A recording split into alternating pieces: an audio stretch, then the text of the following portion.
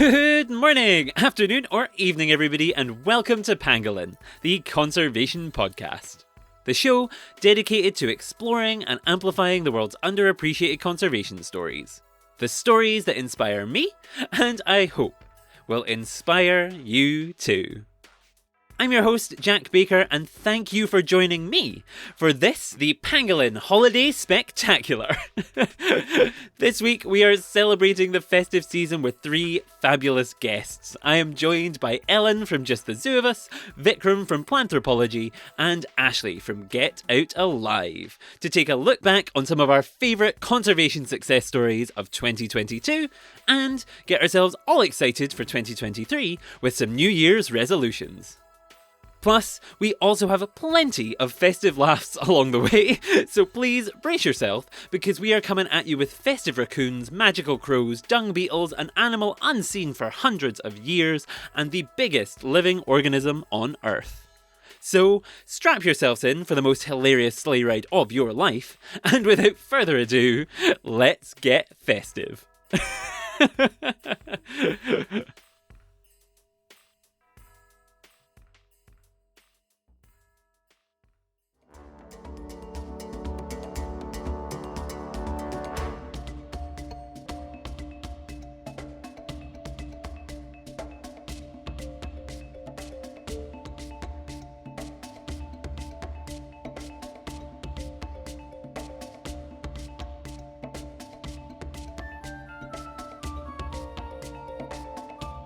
And welcome back to the show. Today, we are going to be reveling in the magic of the holiday season with not one, not two, but three wildlife podcasting legends. That's right, the council has assembled, the fans have united, the world of nature podcasting is at peace, and we are going to have a fantastic, festive, conservation-y, animal-y, plant-y, amazing time.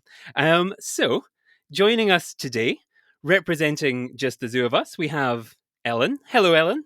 Hello, Jack and friends. I've spoken to all of you before. Jack and you other two. You other two mystery guests. I don't want to Next spoil up, anything. You can't, not even this early on, even though we're about to meet them. No spoilers. Next up, representing Planthropology, we have the lovely Vikram. Thank you very much for joining me, Vikram. Hello. I tried to look lovely today. It's just a shame I've been at a zoo all day. My brain is gone already and we've not even started. The listeners can't appreciate that effort that you've put in. For everyone not listening, he's in full suit and tie, hair done, makeup fully assembled. It's Face beat. I'm fabulous. And trying to top that, of course, last but not least, in an even more grand ball gown, an even bigger Christmassy festive ensemble, we have joining us, making her Pangolin the Conservation Podcast debut, we have the host of Get Out Alive, the lovely Ashley. Thank you for joining me today, Ashley. Thanks for having me. Also, I did put on a Christmas-themed sweater. There's a narwhal on it because conservation. Does it say, bye, buddy, hope you find your dad? Yes, it does. Yes! I love it. Love it, love it, love Perfect. it. Thank 10 God. out of 10 for effort. I was really I was so close to putting a Christmas jumper on because I have one that's like a polar bear and it says have a berry Merry Christmas. And I chickened out at the last minute and I should have done it. I should have. Ugh. I'm in Florida, so it won't be cold enough for a sweater ever. So unfortunately, I'm disqualified. Can you even buy those in Florida? Do they sell sweaters in Florida? It's just like a t-shirt with long sleeves. Oh, yeah. Although it could be a good strategy for like Christmas dinner, big Thanksgiving meals, whatever it is around the season you're eating. If you're constantly sweating the rate you're eating, the calories you're sweating out because you're wearing a sweater, could be a good move. It's a perpetual sort of motion. You're in a cycle. Yeah, it's actually the healthiest possible option. Yeah, we're talking about so much nature. By the way, I am wearing my Get Out Alive t-shirt. Whoa! So kind. And you should go check out Ashley's podcast and merch. And Thanks, stuff. Vikram. Oh, yes. this So is kind. And nobody else's. No, I don't care about the rest of you. Oh, I love this season of goodwill to all men, but specifically Ashley. Specifically, Ashley, Thank you. no, thank you so much for joining us. I can tell we're going to be off the rails a lot this episode, but we do have a lovely episode planned for you listeners. We are kind of celebrating the holidays, celebrating all of the good conservation stories that have happened in 2022. We're going to look forward to 2023. And yeah, we're just going to have a really good festive holiday time. But before we do all that, I thought we'd do a little round of introductions because I thought some people might have listened to some podcasts, some people might have listened to other podcasts, but might not have listened to them all. So I thought what we'd do is we'd go around the group. Everyone can have a little introduction to themselves. You can tell the listeners who you are, a little bit about your show, and yeah, maybe what your favorite like naturey moment you had in 2022 was. Was there a moment that you were like, yes, this is why I love nature or plants or animals or whatever it is? I feel like that's a good, hopefully brief intro, but I'm already Sure. seeing the wheels turning behind Ellen's eyes, and so I'm going to go to Ellen first, so she doesn't have Amazing. time to think of too long of an answer. Oh no, you know what I'm about. So Ellen, introduce yourself to the listeners. Tell us a little bit about yourself. Yeah, absolutely. My name is Ellen Weatherford. I am the one of the hosts of Just the Zoo of Us, which is a family-friendly and animal review podcast over on the Max Fun Network. And I'm from Florida. Not too much incredibly interesting about me personally, though I think my podcast is probably the most interesting thing about me. And in 2022, we had the absolute pleasure of going to Monterey Bay, California.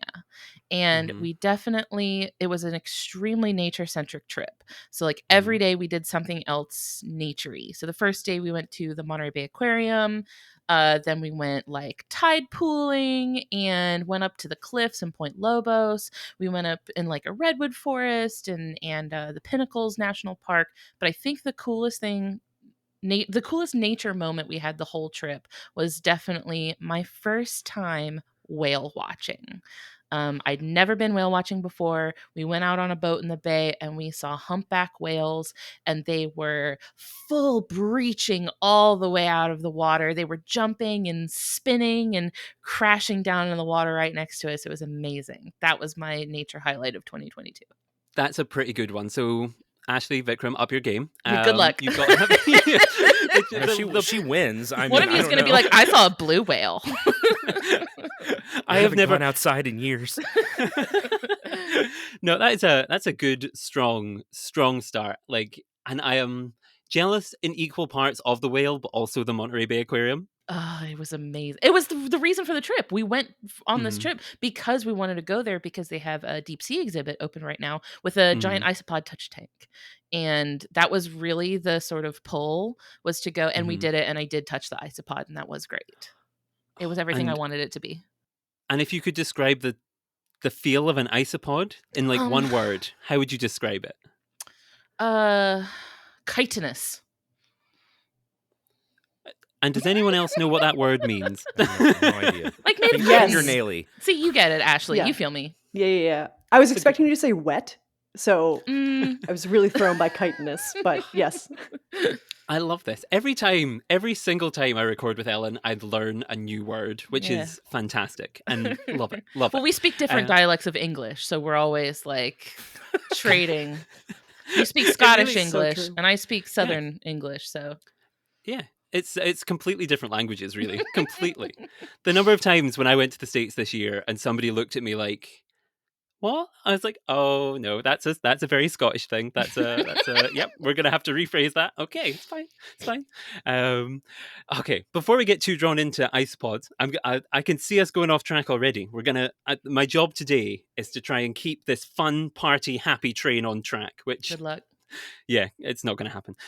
So next, why don't we go to Vikram, since you are another familiar friend to the listeners, maybe. Why don't you go next? Tell us who you are, a little bit about the show, your highlight of 2022. Yeah, I do not know what chitinous means. Um, That's okay. My name is Vikram Baliga. I am a lecturer of horticulture. I run a greenhouse, like a teaching greenhouse and horticultural garden at Texas Tech University. So I teach a bunch of kids that may or may not want to be there. About kids, they're 18, but I'm 35 now, and they're like, I was born in 2005. And I'm like, you leave my classroom. You get out now. Do not pass go. Do not collect $200. No, so I am a horticulturist. My PhD is in horticulture, but I studied water conservation and urban agriculture, a few other things. I'm the host of the Planthropology podcast, where I either talk about stuff that I just think is interesting because it's my podcast and I do what I want, or I interview like interesting nature, plant, sort of green space, green industry people. I've had the opportunity to talk to people all over the world, some really, really cool folks. And, we have topics from Pokemon when Ellen was on last time to international trade and politics and stuff. And so it's a really cool show. I know I'm biased, but I really have enjoyed doing it. I just passed my 3rd anniversary of doing the show. And I Happy also birthday. co-host a show with our local PBS affiliate that runs on NPR here and in a couple of other places called In the Grow, where my co-host and I talk about gardening tips, how to grow food and how to grow plants on a budget. And then we just goof off for 20 minutes, I love that. And of course, your favorite moment of 2022?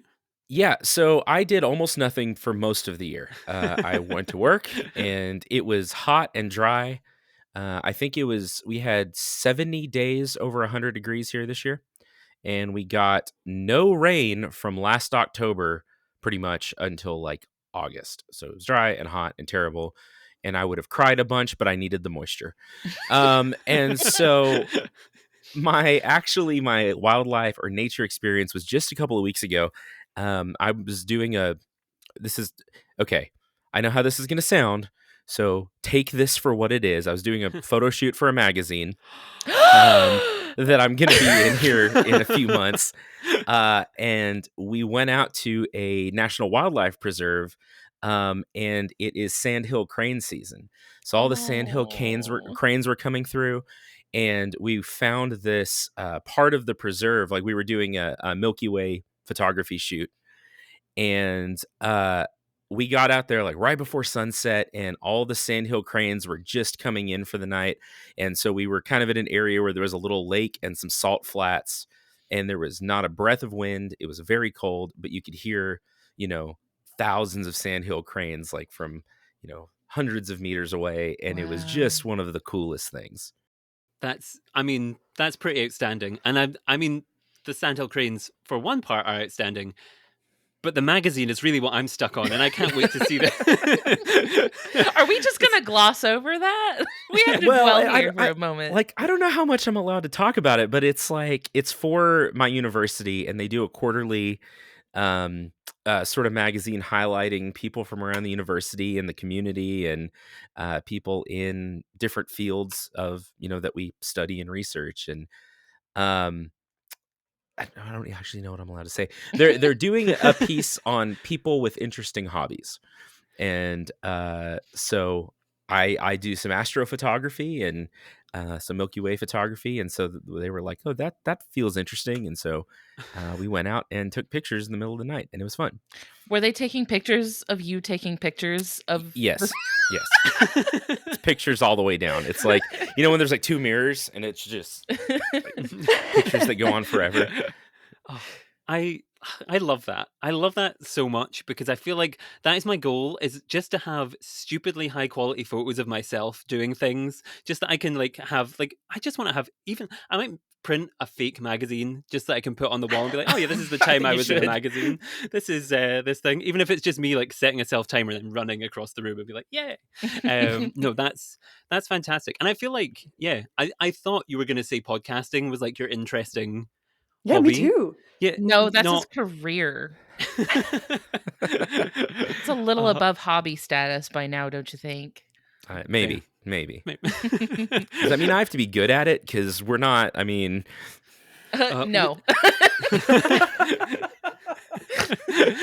As the listeners will establish by the end of what will probably be a 4-hour episode here, no, we don't have to be good at this to do it. We can just do it and talk, and it's fine. Pure vibes. Yeah, that's all we're here for, is the vibes. And last but not least, to come into the vibes and introduce themselves, our new friend, someone who has never been on the show before. Ashley, thank you so much for joining us for the first time. You can probably introduce yourself slightly more than the other two did, because I feel like you're an entirely new person to my listeners. So yeah, introduce yourself, tell us a little bit about you and your top 2022 moment. Okay, first of all, I feel like it's hard to follow up on whales in a magazine shoot, but I will do my best. I'm Ashley Bray, and I host the Get Out Alive podcast. I do feel like a black sheep here because it's not nearly as wholesome as the 3 other podcasts here. You're the edgy. You know how like every boy band has like an edgy like scene. Know, yeah, like you're the edgy boy band member. Yeah, Ellen is Lance Bass.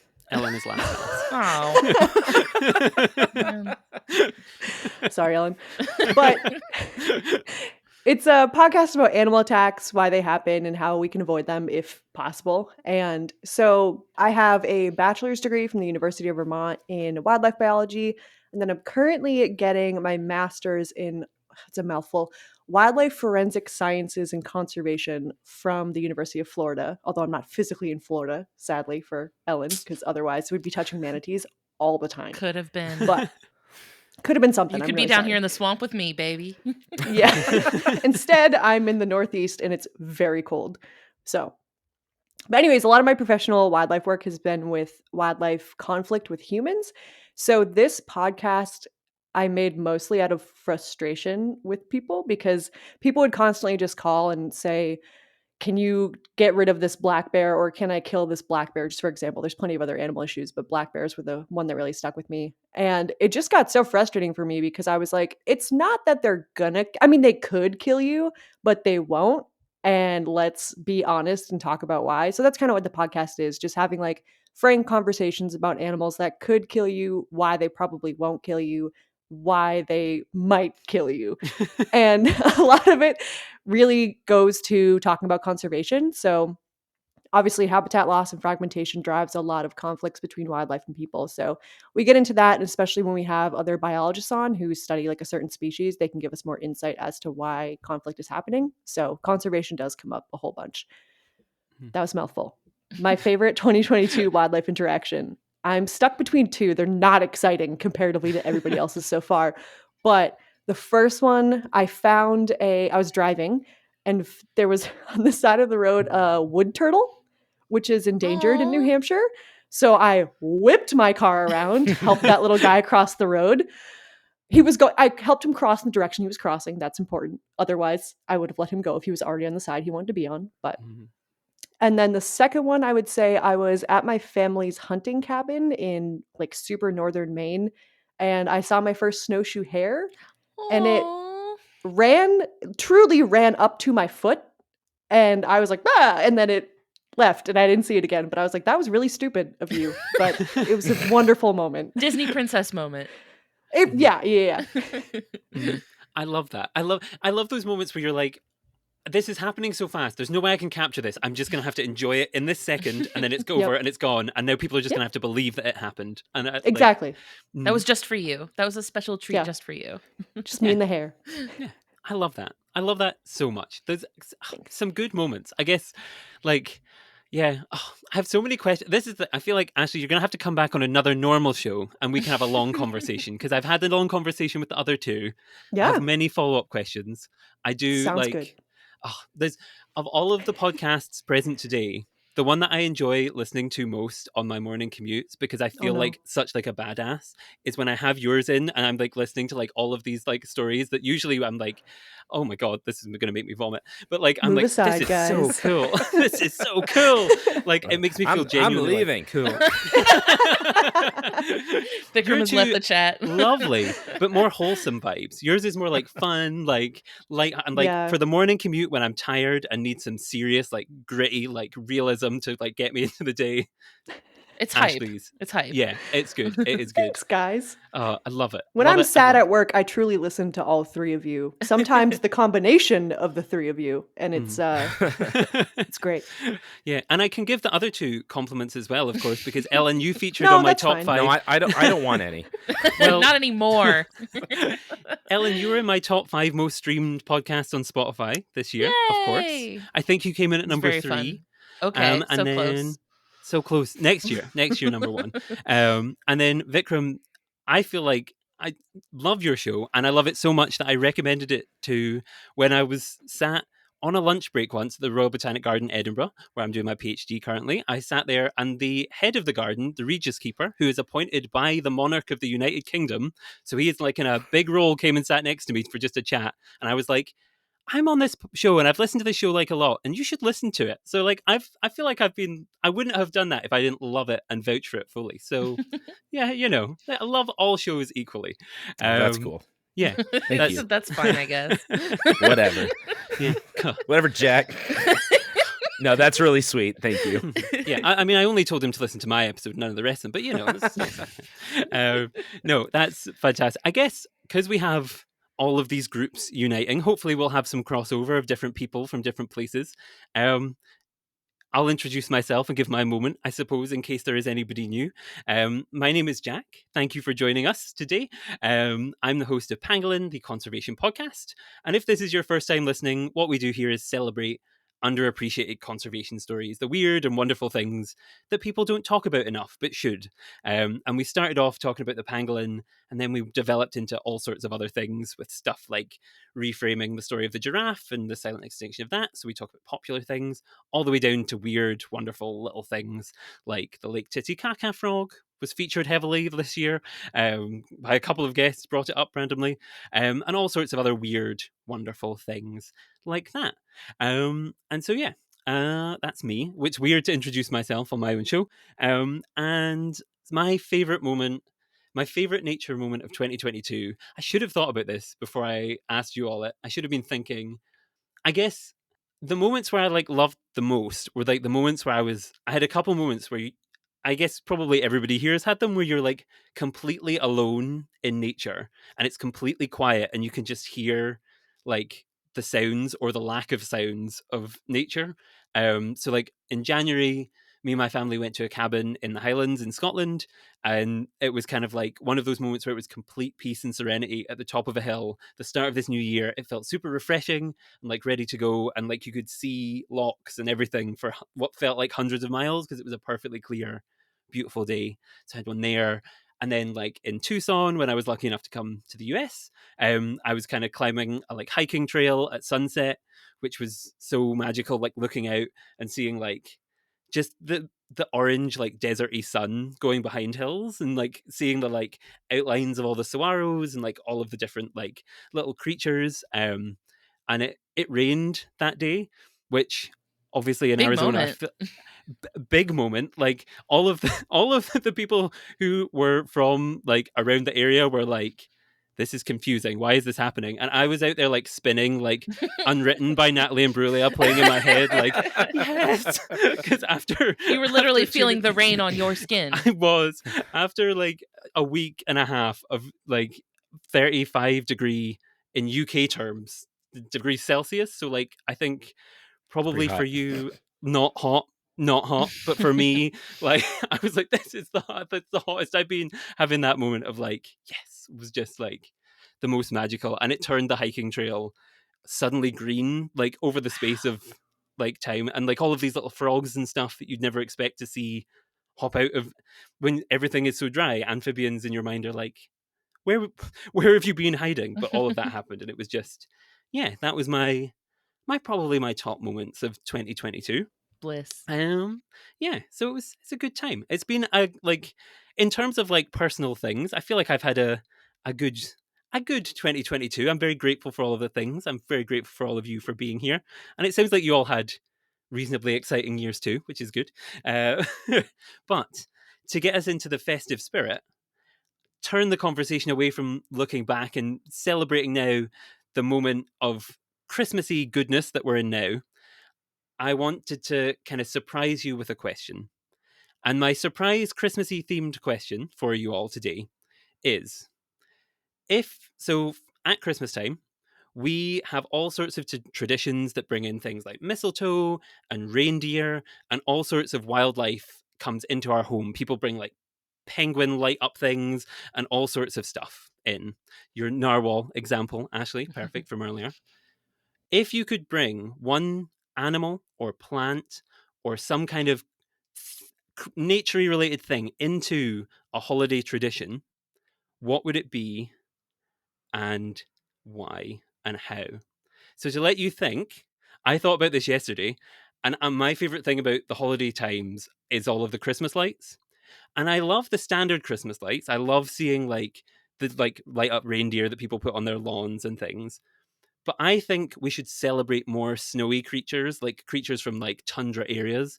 And I would like for them to sell more Amur tiger and Amur leopard lighting merchandise.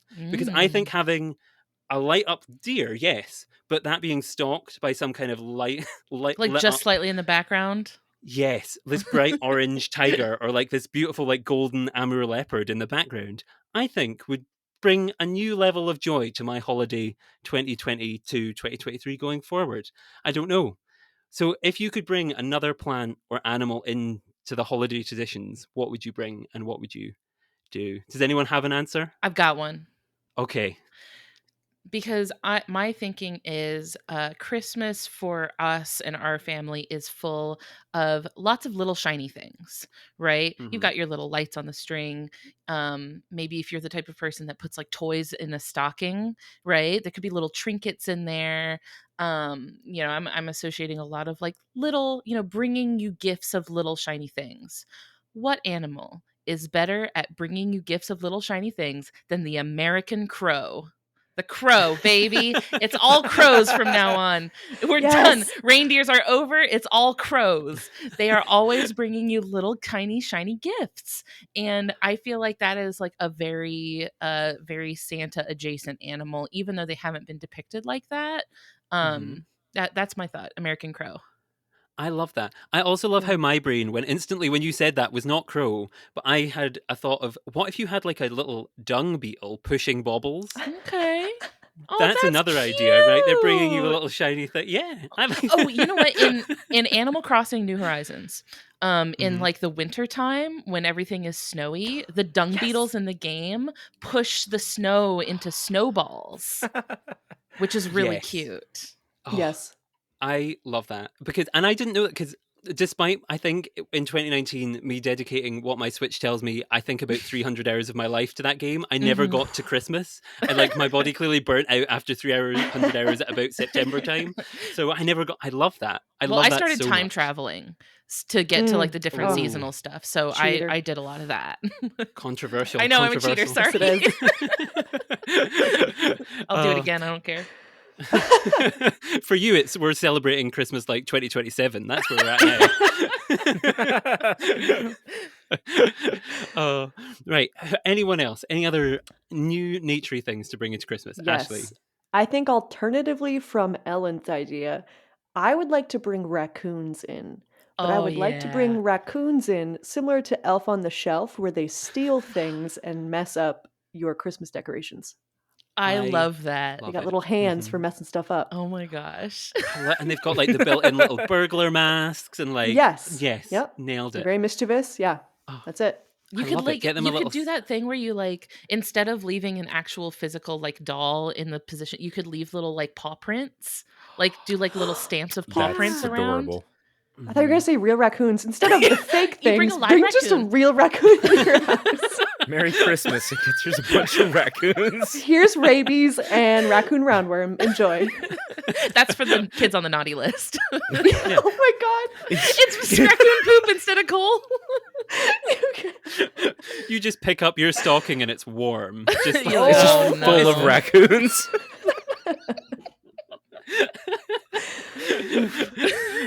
Is that Santa coming down the chimney? No, it's raccoons. Run. Well, see, that's the thing. Everyone thought that he had a big, fluffy white beard. That was just his mouth foaming from rabies. Yeah.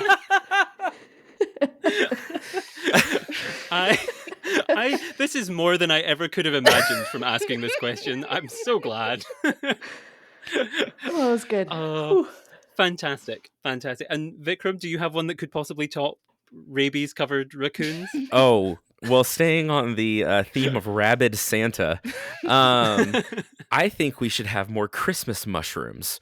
Ooh, Because a lot of our early, like, Christmas traditions, the Norse traditions that transformed into Santa Claus and the red and white and all of that comes from the Amanita muscaria mushroom, the fly agaric. They used them, the Druids and the Celts would use them in a lot of sort of winter rituals. And I'm trying to figure, this is a wholesome show, so I'm trying to figure out how to say it. You can't, like, you're not really supposed to eat them because they'll make you dead if you're not careful.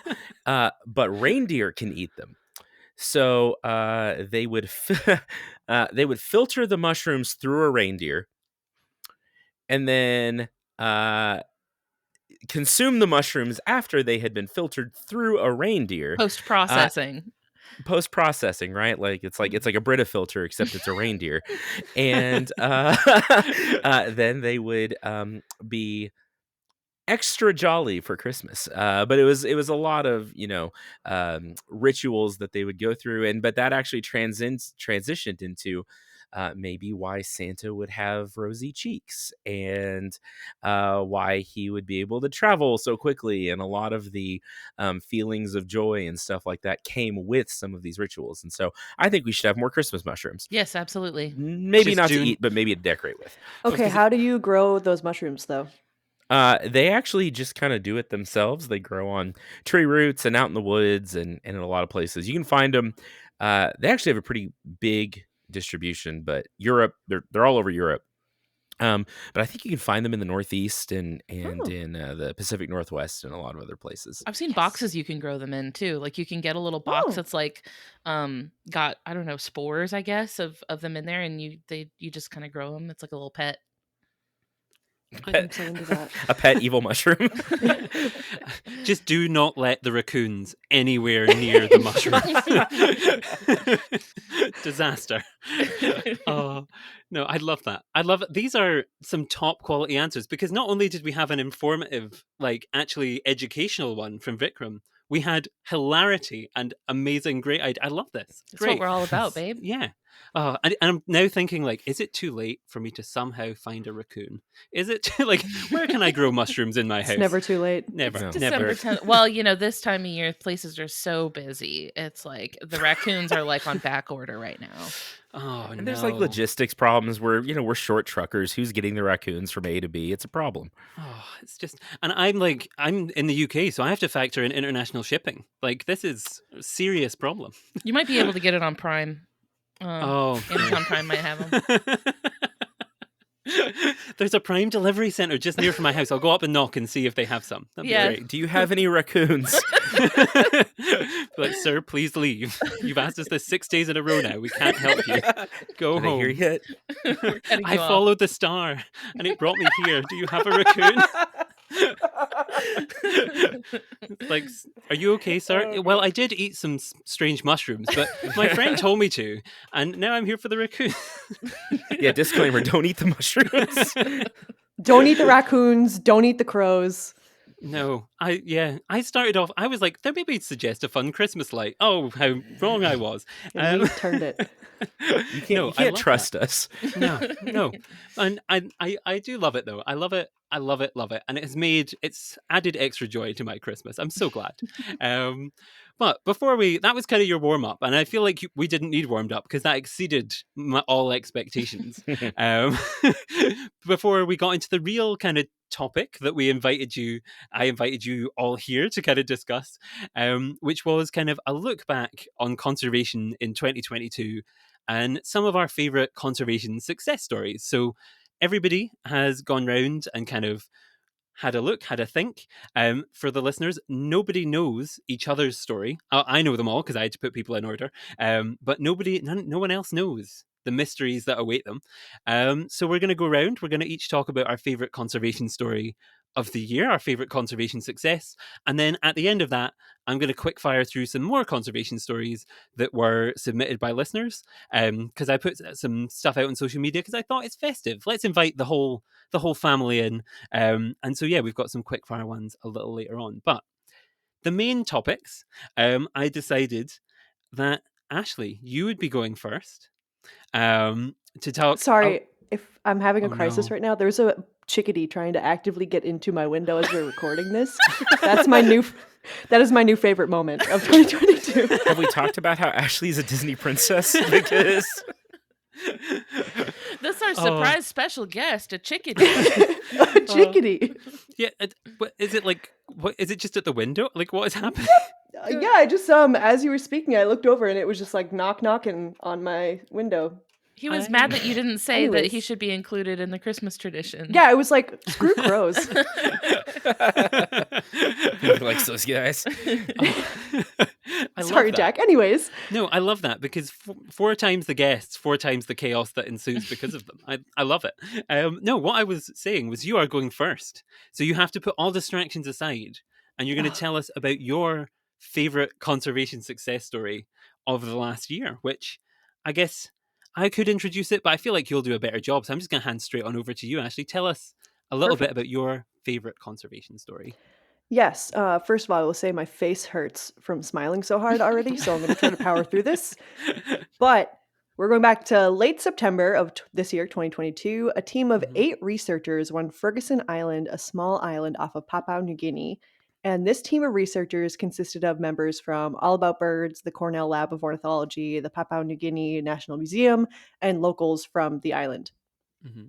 So clearly, spoilers, it's about birds. And they were searching for a single bird species that had not been scientifically documented in over 140 years. And they were using camera traps, but they were also just like walking around through the jungle looking for the bird and only had hours of searching left before they had to leave the island and just 2 days before the end of their expedition overall. So one of the expedition's co-leaders, Jordan Borsoma, who's also a postdoc researcher at the Cornell Lab of Ornithology, was hiking through the jungle and then sat down on a hillside he had just traversed, exhausted, and took a minute to look through some of the camera trap images that they had. And he said, quote, "Suddenly I was confronted with this image of what at the time felt like a mythical creature. And it was without exaggeration the most surreal moment of my life.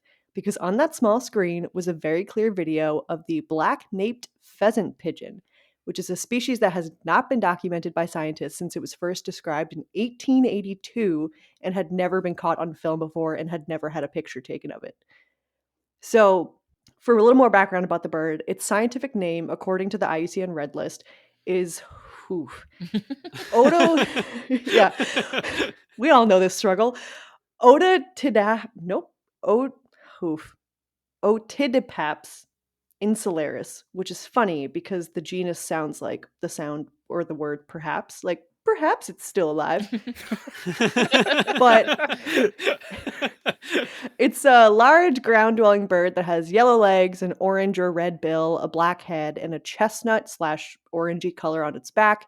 And it also has a beautiful band of like purple and green above its tail. And overall, it's just very pretty. Highly encourage you to look up the video of it. And I said that it was lost to science 140 years ago, but of course, it was not nearly as much lost to locals who lived there.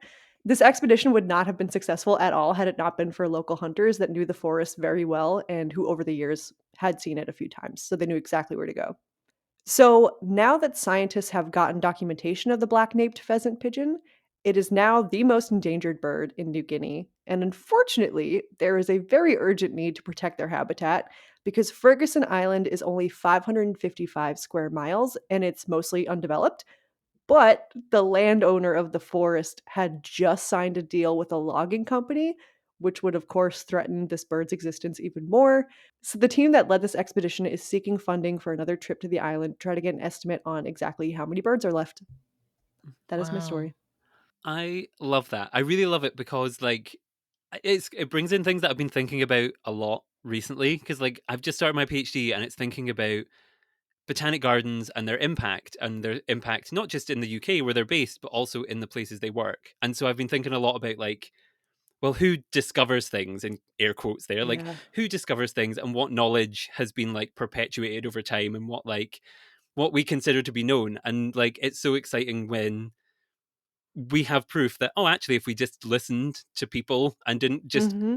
and we classified things as science slightly differently, there's all these things out there that like are going unknown and undocumented because, yeah, certain egos perhaps wouldn't like to admit Mm-hmm. things. So that's, it's really fascinating. And like, another reason my favorite bird is the Victoria crowned pigeon. So I Ooh. always have like a soft spot for a wacky looking pigeon. It is. And I love the video, and I would recommend everybody go and look it up because it just kind of like saunters across the camera like, oh yeah, I'm here. Here I am. Look at me. The first in 140 years. This is my moment. Yeah, Mhm. truly. And it's just fantastic, and like love it, love it, love it. Like I was looking up I a don't- picture while Ashley was talking. This is a gorgeous Mhm. bird. It's Right? really You know I have to pretty. do that. Mhm. It's like, yeah, it's one of those ones where it's like subtly beautiful. Like it doesn't do too much. It knows Mhm. exactly what it's doing, and it does it to just the right level. Like, Efficiency.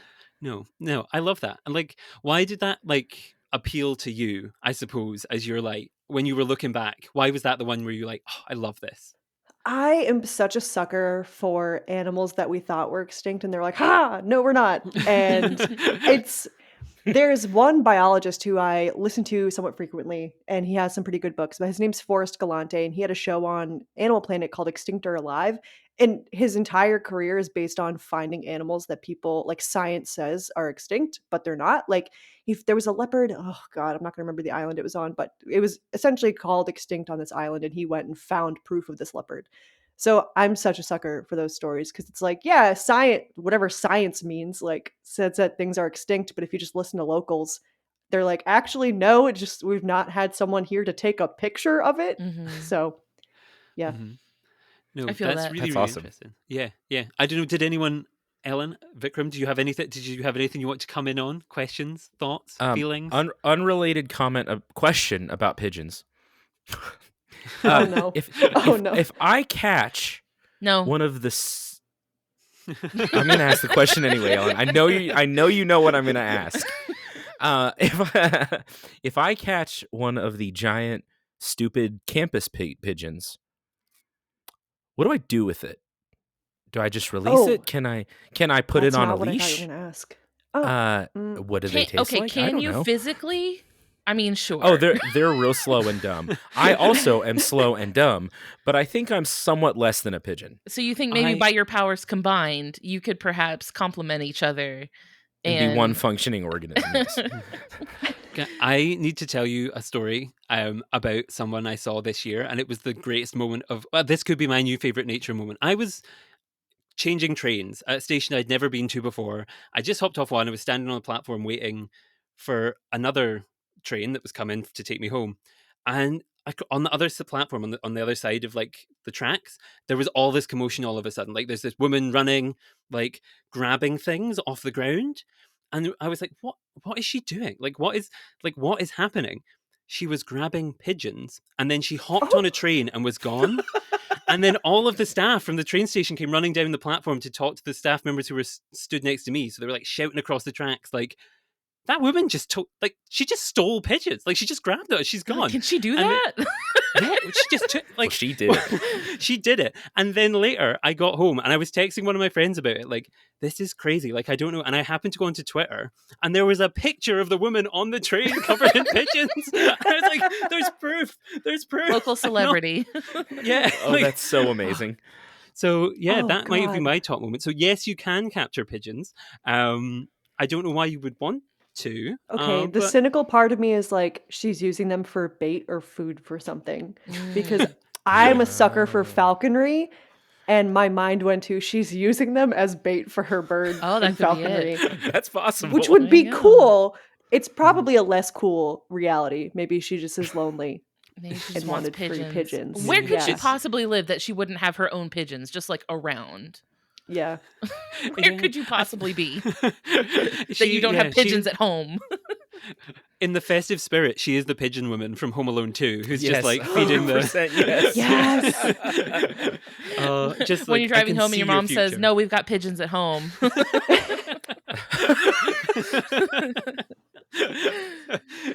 And they're not Ashley's cool pigeon; they're the stupid campus pigeons. Yeah. So, but back to Vikram. Why do you specifically want a pigeon?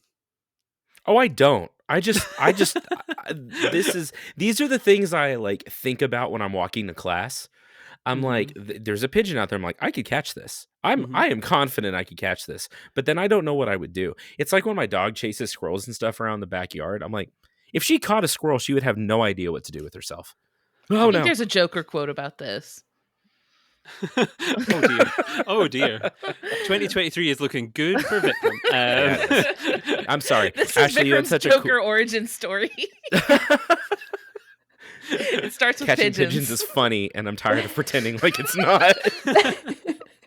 I'm sorry, Ashley. You told such a cool nature No. conservation story, and I'm the resident idiot. So I was like, well, I could catch one. The court Be fine. No, jester. I really thought you were going to be like, okay, are pigeons government drones? And I was like, oh, I'm going to have this conversation again. So that was nice. One of my friends, Steph, earlier this year, while on my podcast, I was like, so what's your favorite moment? She went, like, sometimes I wonder when I'm watching the pigeons, what if I'm the only one who sees them? And I was like, what? She was like, that is I don't like that. an existential crisis I didn't need. I'm in too deep. Pull me out. Pull me out. Yeah, all of your students next time you're in class, if they've listened to this, will be like, you were talking what campus pigeons? Like, Yeah, what? yeah, I've What are never you seen a talking pigeon. about? There are no birds anywhere on campus. You need to edit in the X-Files theme when you're finishing this. No, but back to the main point. That is a beautiful, incredible story, and it's actually one. Somebody, I'm going to flick through my papers and skip forward. One of when I reached out on social media, somebody, yes, Eric. I don't know if I can give second names because I don't want to give away people's identities in case they're hiding for some reason. I don't know. Eric suggested that as a story. So when you'd already sent me your link, I was like, yes, we've covered it. That's perfect. Like, Wait, so so Eric beat me fantastic. to it? Yeah, well, no, you beat him to it, and then he Oh, thank replied God. it. So yeah, you were. Don't worry. And Eric, Gotcha. that one's dedicated to you, no matter where you are. I'll know if you've listened because if you can reply to something being like, "Oh, you talked to the pigeon." So no, that's fantastic. Like, yeah, I love that. A good, excellent, good news story to Kind of kick good us news. off. Oh, Classic me. Like, yeah. good news, but also it's not great Yeah, at the end. is there any update? Do you know? Is there like update? Because obviously there was the logging scenario. Is there any update on that, or is that one to watch for next year? I would say it's one to watch. I would hope that whoever owns that forest would be like, well, now we got this one bird of this one species documented hundreds of years ago. We can't log this, but people suck, so we'll find out. Yeah. We'll keep our eye on it. We'll hope. We'll keep everything crossed, Christmas magic and wishes and everything towards that one. For good, positive news, maybe next year we can reconvene and you'll have an even better update for going into 2024 to be like, That'd yeah, be I hope fun. so. yeah, that's good. And it's exciting. I always think that when the world gets slightly more diverse and like different and just like something weird we didn't know about before, like that's the whole reason I do this show, is to talk to people about weird, wonderful things that haven't existed and we didn't know about and all this sort of stuff. So yeah, I love that. Love that. Now we're going to shift though. We're going to move on slightly. Next up we have Vikram, and you are switching us from the world of birds to the world of plants, I believe, but maybe not plants people would think of classically, because That's right. you're talking about not on land plants for us today. So Oh boy. For sure. I know. So Space take plants. it No, away. just kidding. First That's a off, way bigger Ashley, story. I would be way Yeah, more no. surprised if I hadn't heard of They're that. everywhere. Oh god. Ashley, if you make T-shirts that have a picture of a pigeon on them, and Mhm. that pigeon on it, and say, "Well, people suck, so we'll find out," I will buy that shirt 100%, and I will wear I'll make it every it just day. for you. Yeah, no, it'd be awesome. Okay, so I want to. I'm going to start off by talking about a different plant real quick than the Oh. one that my story is actually about, just real fast. That's okay. The up until like this year, last year, in the recent history, we had thought that the largest plant on the planet was a stand of quaking aspen called Pando, which is in Utah. It covers about 106 acres, which is 43 hectares, something like that, if I'm doing my math right in my head. Um, and these are all clonal trees. If you've ever seen a quaking aspen, you can tell they're aspen because of the way that they are. And they're all connected through the roots. And if you go out and sample the genetics of them, if you gene sequence some of them, they're the same tree. They are the same tree. And it's thought that this stand of aspen has been there anywhere from 10 to 15,000 years. We don't really know. Kind of at the end of the last ice age, it's really cool. But it's been shrinking a little bit thanks to climate change. Thanks climate change. And some of the conservation of it is really in question. Like how long are we going to have this really amazing, incredible, unique sort of organism, specimen, or group of specimens? But Pando has recently been usurped as the largest continuous plant on the planet. So in Shark Bay, in Australia, it is a World Heritage Area. It is very biologically diverse, and there are lots of aquatic marine animals that feed on the seagrass called Poseidon's ribbonweed. Poseidon's ribbonweed, Posidonia australis, and it's kind of this fun plant. If you think of like a seagrass, grass in the water, like I don't know how else to describe it, but they have little blue tips on them. They're really cool. A lot of different animals eat them. So they started taking samples from this grass across the bay, trying to figure out. For one, it's very resilient. Has been very resistant to change as the climate changes. We talk a lot about how corals struggling, different plant species are struggling, but this one has been relatively unchanged. It grows quickly. There's lots of it out there, and it's pretty tough. So what they found out as they started sampling and taking gene markers and really looking at this across the bay is it's all one plant. It's just like Pando. It's cloning itself through these underwater roots, and it covers and stretches 180 kilometers, which is about 112 miles through this bay. So it's like on orders of magnitude larger than Pando. Wow. Um, That's huge. and it's incredible, and it's thought that this same sort of, I don't know what they're going to call it, group, it's not a stand is kind of specific to aspen, but we're going to go with it, has been cloning itself for about 4,500 years. So it is a long time, hanging out in the ocean, feeding lots of different wildlife. But yeah, all genetically identical across this whole bay. One of the reasons and one of the things they found is they started to really look into this, and they're trying to figure out, okay, why is this so resilient, so resistant to change and all this? They found that it was a polyploid plant. The chromosomes are polyploid, which means that at some point, plants breed just like most other organisms, where you have genetics from one parent and from a second parent, and they cross, and you get sort of the same number of chromosomes because you get 50% of the DNA from each parent. Uh, Polyploidy happens in plants a lot, where sometimes you'll get 100% of the DNA from both parents. So it has more chromosomes than it's supposed to, right? Um, so it's sterile, which means that it had to find a new survival strategy. So it started cloning itself. Plants are really adaptable. Any single cell of a plant can completely reproduce that plant again. It has the entire genome in every cell of the plant, which is just incredible. We are highly differentiated. And if I take my arm and throw it outside, we don't get another silly podcast host. But if I was a plant, we could make another me. Unleash me on the world. Hooray. But they think that because of this massive genome, this massive sort of DNA bank that this plant has, it's expressing sort of all of it at the same time and taking some of the best traits from both parents. And instead of being a crapshoot of, are we going to get good traits? Or are we going to have, hybrid vigor, all this? It's just like, no, I'm just going to do it all. I've got all the things. So it's tolerating warmer waters. It's tolerating current changes. It's tolerating increased herbivory from some different animals. And in studying this, we might find some clues as to how to help preserve other clonal species of plants and other species of plants just in general, to make them more resistant to climate change. And it's just such a fascinating thing to me. Mhm. That's really cool. That's like, yeah, it's something that I feel like at the time I heard a lot about, and it was just like the most bizarre, interesting, strange. Because I don't know about everybody else, but as somebody who like, as I'm more an animal person, whenever I hear about plants doing stuff like that, I'm like, oh, we're just so far behind. Like, if they Yeah, could just right. grow faster, we're doomed. Like, if they figure out how to grow faster, we're done for, because it's like so amazing. And like, yeah, I feel If like those plants could read, they'd be very upset. if they could podcast, if you could podcast under the sea, disaster.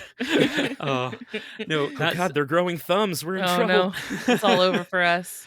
I oh had I yeah. had a question, because you mentioned that this is all one big organism, but a lot of that is like the regeneration of parts of the organism over Mhm. time. Are we getting into Ship of Theseus territory? You know what's interesting? As I was reading this article, and I think about this a lot. This kind of Mhm. thing a lot. Is like, what does it mean to? Because if we think about Pando, there was at some point some mother tree in the middle of this giant, massive organism that is probably long since gone. 15,000 years is a long time, and so it's long since gone, and all the progenitors of this whole like stand are gone. Um, and I don't know. I don't know at what point is it not the same plant. But if it's, you replace parts, but when we talk about cloning, we're kind of not replacing parts with different parts that are similar. It's like we're replacing parts with the same parts. Mm, They're just new same parts. And it's very complicated. I would yeah. think that I kind of think that at some point we know what the genetics are now. But if we were to go back 4,500 years, what does that genetic drift look like, right? How many tiny little changes? Because the plants clone themselves well, but not perfectly. And at some point, you do introduce new genetic changes, and like how much of this plant is the exact same plant, or what new nails or new screws did it put in to help it resist climate change and things like that. That is a fascinating question that I wish I had a better answer to. I have another question, Vikram. So, is this the only place in the world that this plant exists? That is a good question. I actually don't know the answer to that. I believe that it is mainly endemic to this issue. I think to this area, and someone listening can probably answer this better. Um, but I believe that there are similar species and similar like subspecies and land races and stuff of this plant that grow in different places. But this is sort of the main place we find this one particular species. So, it's possible that this one organism makes up its entire species? It may be the only That's one, wild. especially again, since they're polyploid and they're sterile, they're not outcrossing with anything anymore. They're not making Wow. new, like drastically new genetics. All the changes are small. So it could be that this is the only member of its species. I did a little Googling. I'm sorry, I had my phone out. And according to Wikipedia says that the species is found in waters around the southern coast of Australia, and that does occur Okay. in Shark Bay, but also around islands of the Houtman Abrolhos and southward along the coast of the Swan Coastal Plain. So I think it Okay. does occur in other areas also. This is just Okay. a real big one. A real big one. A Well, real and it would big be one. cool to, since I have all the funding in the world and I can go to Australia and harvest sea plants, I would love to see a comparison of this giant clonal stand to some of these other Oh populations yeah. to see if how Mhm. different they Yeah. are. Yeah, that'd be Could be the same cool. one. I know a botanist I need to talk to. No, that's I'm first of all, I'm so glad I have podcasters here, because I am like, oh, you're doing the questions for me. I love this. I'm just like, yeah, this is great. No, that's fantastic and like so interesting. I'm so glad I watched WandaVision, because I knew the Ship of Theseus reference. I was like, yes.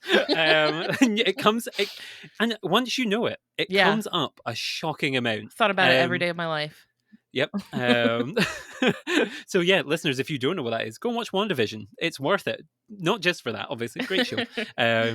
No, that's fantastic and really interesting. And because and there's something about these seagrasses and undersea plants that I feel like on an underappreciated conservation show, like, Mhm. are so perfect because people, like, I was reading about them earlier this year and like how they are basically not just fantastic for all of the species that live in them, that eat them, for example, like the sea turtles and various other animals. I think, Ellen, when you were on, we talked about manatees eat a lot of Yeah, the seagrasses and things. I love it. So yeah, so it's important for them. It's important for the animals and the crustaceans and all these tiny little bits of sea life that lay their eggs within them, kind of have these little habitats within the grasses and undersea kind of plants. And then also, as a carbon sink, Mhm. seagrass, I think, swallows more than the Amazon, I want to say, is Mm. actually like, and people don't think about it because they can't see it. Once it's under the waves, it's like, oh, it's not in our immediate like sight of vision, so we kind of line of vision, so we forget that it's there. But it is such an interesting, amazing, important thing. And excellent choice. It's also important for Um, oxygenating the water. As anybody who's ever had a Mhm. fish tank knows, having plants in your water is really important for getting enough oxygen in the water for your fish. Mm. Yeah, yeah. That's I love that. I like yeah. I'm now thinking back to had fish through many times throughout my life, but I have now given up because every time I don't know what I did, but they would just reproduce excessively to Oh, the they're point just where I like would have that. to, yeah, but They're like just like that. in the number of times you'd go, please just give me two boys or two girls. I'm like, please, like, like I can't do this anymore. Like I can't like end up with 100 fish in a tank. Like, please stop. See, Um, I have the opposite problem. I have murdered every fish I have ever had. Like my picture's up in the fish post office. They're Like, like, have you absolutely seen this not. man? Yeah. no, Oh my god, you're like Darla from Finding Nemo. Just like shaking the bag. Vikram! I love that. I like. Well, no, I don't love that. No, I don't love that. I love. What exactly do you love Canceled. about fish murder, Jack? Jack is over. I worked in an aquarium for many years. I'll have you know. I gave up much of my life. I almost cried earlier this year when I was at a keynote speech by Julie Packard from the Monterey Bay Aquarium. Almost Mm. cried. So I will not take any anti-fish labels on me. That's another a really really interesting one. And I was gonna come back to the other two to be like, do you have follow-ups? But you did all the like heavy lifting for We me, already and I got love 'em. it. It's great because I have Professionals, found myself. baby. Well, it's fantastic because I find myself throughout this being like tuning out, not tuning out of like listening, but tuning out of the fact I have to respond because I'm like, all my favorite podcasters are here. Like, oh, I'm just listening to a podcast. That's like, oh, wait, no, they need me to actually hold this together and ask them questions. We're So gonna start no, interviewing you.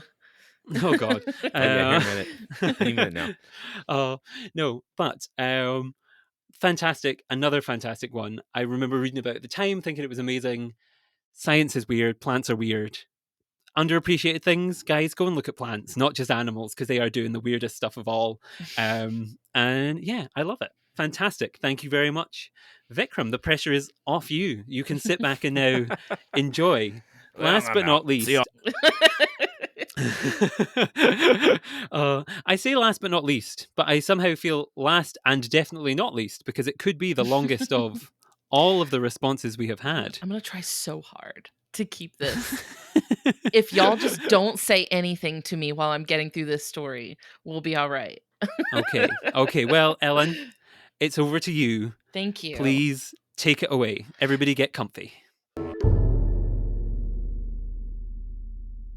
I am so sorry, but I am going to be a Grinch because we all talked for so long. We're going to end today's episode here. I swear we didn't mean to be the relatives who like talked and talked and talked and talked and talked and talked and talked even after all of the food and drinks and celebrations were done and refused to leave. But that was fully the energy we were giving, that we wanted to stick around for as long as possible. So we talked for so long. I'm gonna have to end it here. I'm sorry, guys. Do not worry though, because next week, Ellen, Vikram, and Ashley will of course be back to continue our amazing, wonderful, silly, stupid, fun holiday celebration. Until then, why not check out one of their podcasts, which I've put links to in the description for this episode. Follow us on social media at Pangolin Podcast on Twitter, Instagram, Facebook, LinkedIn, everywhere you can get social media from, we're there. Or subscribe to the show wherever you get your podcasts from, so you don't miss out when this chaotic Christmas train gets back on the tracks next week. Plus, if you really like us, you could even leave us a nice, festive 5-star review, if you're so kind. If you are, we would love you very much. It would be a Christmas gift, a Christmas card from you to me, and I would appreciate it so much. But I hate to say it because we were having such a good time. That's all for today. I'm sorry. So thank you all so much for joining us. You're absolutely fantastic. I hope you're having a wonderful festive holiday season. And until next time, happy holidays, everyone. You're a mean one, Mr. Jack.